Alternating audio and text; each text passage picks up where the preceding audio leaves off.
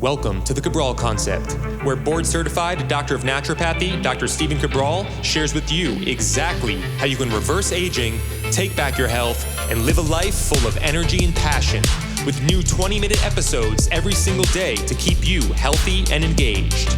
Now, here's your host, Dr. Stephen Cabral. Hey everybody, welcome back to the show. Great to be here with you. Today are our Cabral HouseCalls. We're about to dive into the start to this weekend's questions. Hopefully get to 5 to 6 questions today, another 5 to 6 tomorrow on the show. Today's episode 2780. If you want to follow along with the questions, along with what the community is writing in, do feel free to check that out at stephencabral.com/2780. Let's see what questions have come in for today from the Ask Cabral. And the first one's coming in from Kim. Kim is saying, thoughts on Spermadine. So for those of you who haven't heard about Spermadine, it's one of the, I think, 11 nutritional supplements or even pharmaceuticals that we talk about in high performance health in tier 4. So basically, this is one of those products that's on, I can't even say it's on the newer side, because honestly, it was discovered it was like 1670, somewhere around there, 1678, like 350 years ago or so. And that's how long ago. It was originally found in male sperm. I'm assuming that that's where it got its name from, but I don't know if that's the actual origin, but I'm pretty sure that's the origin from it. However, it's found in foods. So it's found typically in soy-based foods. It's found in some grains. It's found in some mushrooms. Not a whole lot, from nature, but now it's being encapsulated into specific nutritional supplements. So the interesting thing about Spermadine, I still put it in the does not have enough long-term high dose data in humans to be able to say, oh yeah, let's dive right in and use this product. That's why it's in my tier 4. Tier 1 comes first, then tier 2, then tier 3, which is more specific to anti-aging, and then tier 4, those are nutrients that hold the potential to really be game changers with human health and longevity, I should say, health span and lifespan, but I'd still like to see more clinical trials. So Spermadine, though, does, one or two main things, which can be really helpful. So the first one is to increase AMPK, which is essentially the body's slowing of metabolic rate. It's one way to look at it. It's the opposite of mTOR. So as mTOR builds anabolism and builds up muscle tissue and all those things, AMPK is more of the conserving. So if you understand the disposable soma theory on aging, which I've talked about on the podcast, so you can always check that out at stephencabral.com/podcast for all previous shows. What it does, it starts to do more of the repair process. And it does that by inciting autophagy. And autophagy helps with that cellular recycling and essentially the removal of older cells. So it's really, really powerful in that way. So I like it. I think it's a great product. I'm not using it yet. I think it's still a little early, but I think it's one of the safer ones that will be used for sure in the future. And maybe, and what I talk about, again, you can go to highperformancehealth.org if you're interested in anti-aging. In my opinion, this is the pinnacle of it. This is the pinnacle of the research, everything that's out there. And we guarantee that. It's an amazing, thriving community as well of longevity and anti-aging based seekers. So here's the thing though. I think that this may be one that's going to be pulsed as well, like a Fisetin or something like that, where you wouldn't use it necessarily every day, but you may be able to pulse it once a week, maybe twice a week or so to induce more AMPK, because it's always about finding the balance. All right. So the next question is from Erin. Erin says, hi, Dr. Cabral. Thanks for all your insight. Thoughts on long-term melatonin use affecting your body's ability to produce the hormone naturally? It's a great question. It's one of those ones that I do recommend in tier 1 or tier 2. As your body starts to get past the age of 40, like all hormones, melatonin starts to decrease. And so along with testosterone, estrogen, progesterone, growth hormone, melatonin, add that to the category, it starts to go a little bit lower. Now, here's the thing though. I am not a megadose nutritional supplement advocate. This is exactly what I say all the time, and especially in HPH. So I say, you want to use the lowest possible dosage to get you the maximal desired effect. All right. So I want to repeat that. For nutritional supplements, use as many as you want, but use the lowest possible dosage to get you the greatest desired effect. at a minimal dosage. So lowest dosage at the greatest maximal effect. That's the goal. So with melatonin, what are we typically recommending? 1.25 to 5 milligrams each night. And yes, for long-term usage, because that is less than 25% of what your body would produce, which means it's not going to shut down melatonin-based production. Now, if you don't need melatonin because you fall asleep within 10 minutes every night and you get 90 minutes of deep sleep and you get 2+ hours of REM, you're good to go.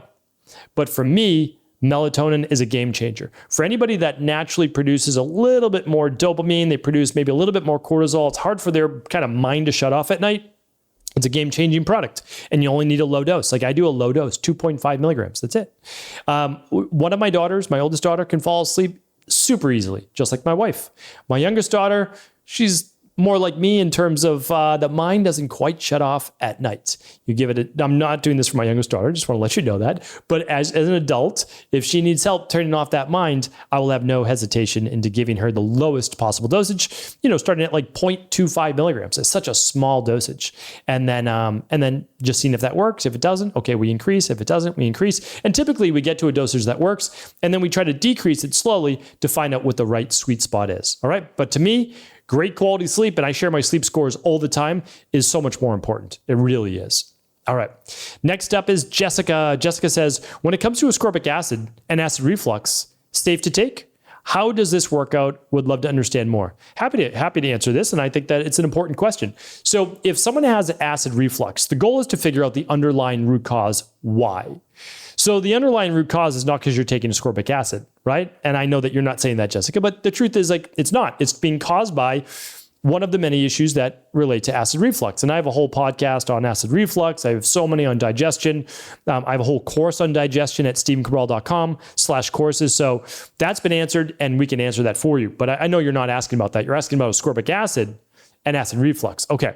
So for people that currently have acid reflux, I do agree. We don't use ascorbic acid. However, what we do use is something called alkalizing vitamin C. So what it does is it provides buffering of the stomach mucosa with your electrolytes bound to a bicarbonate.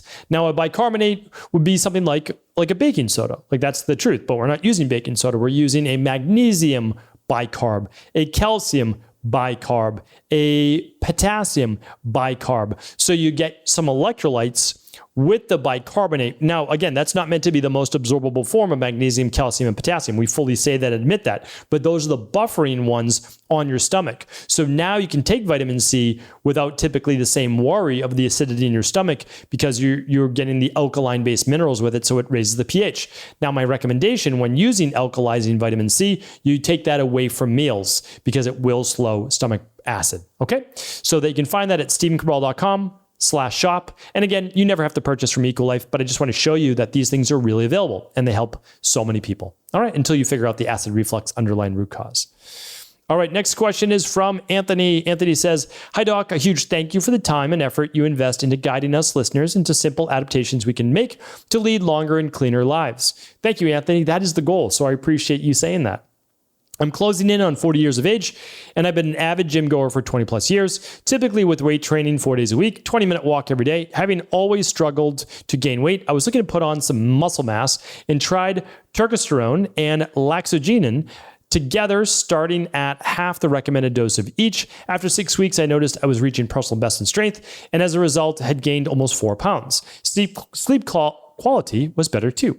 Unfortunately, I broke out in quite bad acne on my back. Could these products affect hormones? I was under the impression natural, and I don't know if you pronounce this, Ecdysteroids, I know what you're talking about, don't impact hormone levels. Thanks. Well, okay, this is a great question. And so I haven't talked about this particular topic before. And I actually don't know how they sell these legally. That, to be honest with you, Anthony, I don't know how these are legal. I really don't. These are essentially, and people won't like the classification that I give them, but they're essentially a synthetic hormone that you are putting in your body. Now, the same as a pro-anabolic hormone that's illegal to take? No, but absolutely affect the steroidal hormone pathways. Absolutely do increase those steroid hormones like testosterone inside of the body, like without a doubt. And you saw that by it causing acne, which that increase in testosterone leading to then potentially an increase in estrogen levels or dihydrotestosterone. So you're kind of seeing that. And that's why we don't lead with these. We really don't. We'll use DHEA. We'll use daily testosterone support. We'll use a little bit extra protein. We'll use creatine, but we don't move towards these particular products. All right. So the DHEA, you can start at just low. You can start 5 milligrams and 5 milligrams. I much prefer that. There's a lot of health benefits with DHEA by the time you get to 40 plus. And the daily testosterone support, of course, which is herbal based, not steroidal based. And then you have other things like creatine, which can improve muscular strength, ATP, endurance as well, and muscle gain. So that's where we typically start. Hopefully this was helpful, Anthony. And I just want to answer that question. Yes, it absolutely can increase testosterone. You're seeing the symptoms of that. Run the stress, mood, and metabolism test for your own natural levels when you're not on that product or when you're on the product and see what they are. All right. So it's a stress, mood, and metabolism test. All these products are available at StephenCabral.com/shop. All right, let's get in at least one more question today. And it's from Luke. Luke says, I'm wondering if there is anything that I can remedy from an underlying perspective for Ramsay-Hunt syndrome. I know antivirals do work, but they don't stop the constant ringing in the ears. Any help would be appreciated. Love what you do. Thanks so much. I appreciate you writing in with a question, and it's a great question as well. So basically, I just moved past your name, Luke. But when we're talking about Ramsay-Hunt syndrome, we're really talking about herpes zoster. So I have a podcast on this, Luke, and it is how to destroy herpes and shingle viruses, or how to destroy viruses. And you can just type that into Google, Stephen Cabral, and then write how to destroy viruses. And it's episode like 768 or something like that. And you can always ask at cabralsupportgroup.com and we'll help you find the actual podcast. But here's the issue, is that you can still have lots of inflammation. And we have lots of inflammation, especially in the facial-based area, which herpes zoster affects. You can then get inflammation in the auditory or ear-based canal. That can then cause the ringing in the ears. So what we look to do is we run at least what's called the starter kit. Again, you can find that at StephenCabral.com/shop or StephenCabral.com/starter-kit. And you don't have to do it with us. You can always do it with your local naturopathic doctor or an IHP level 2. But what you want to look for are B vitamin deficiencies, especially B6 and B12 and folate in this case, which help with methylation. You want to look at vitamin C levels.